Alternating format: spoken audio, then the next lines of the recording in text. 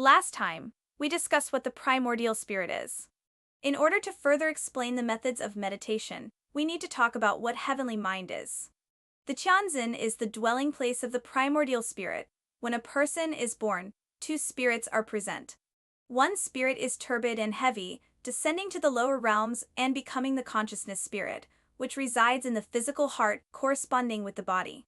The other spirit is the primordial spirit, which is light and exists within the Tianzin, in a higher dimension. The consciousness spirit, residing in the physical heart, is attached to tangible things. It is released through the 7 apertures and 6 senses, eyes, ears, mouth, nose, etc., as conscious light. The quickest release is through the eyes, which are drawn to external pleasures and desires, becoming obsessed with them. As the consciousness spirit continues to release and consume energy, the body gradually ages, ultimately leading to the death of the physical body. The ancient sages of the East understood this principle and began to practice gathering the mind by controlling the ears, nose, mouth, body, and thoughts. However, the consciousness spirit is something that resists when oppressed, often leading to failure in these practices. On the other hand, the primordial spirit, residing in the Tianzin, can also be released through the 6 senses as spiritual light. However, unlike the consciousness spirit, the primordial spirit does not fall onto objects within the 3-dimensional universe, as it originates from a higher dimension and corresponds to the higher universe. It only settles in the void. But the primordial spirit, being relatively dim compared to the consciousness spirit, varies in strength among individuals, with ordinary people having a weak primordial spirit that is often confused with the consciousness spirit. The spiritual light is mixed with the conscious light, and as the consciousness spirit sways erratically, it becomes muddled and unstable.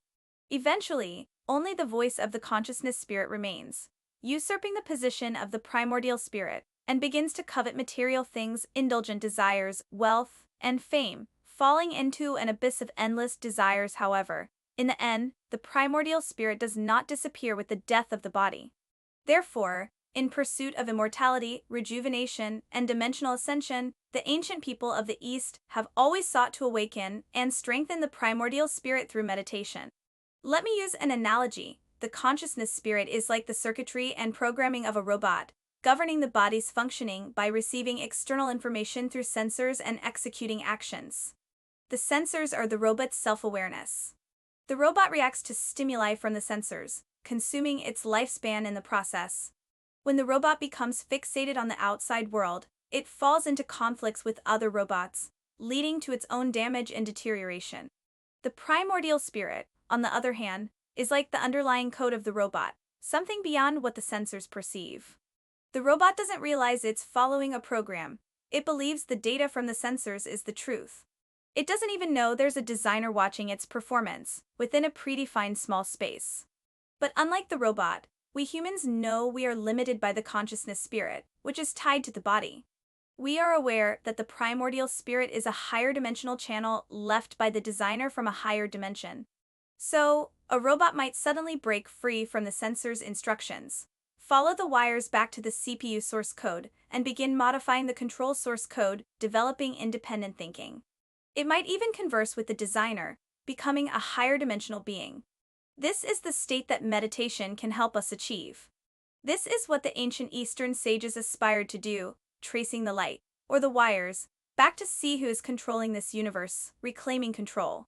At this point, Master Lu Dongbin believed this was still not enough and said something even deeper. The Tianzin is not in your body.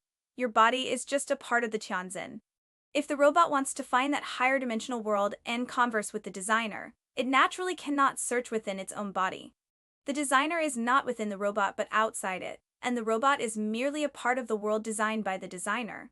If you were a robot, you would only be able to sense the faint current of the CPU when your circuits are not running.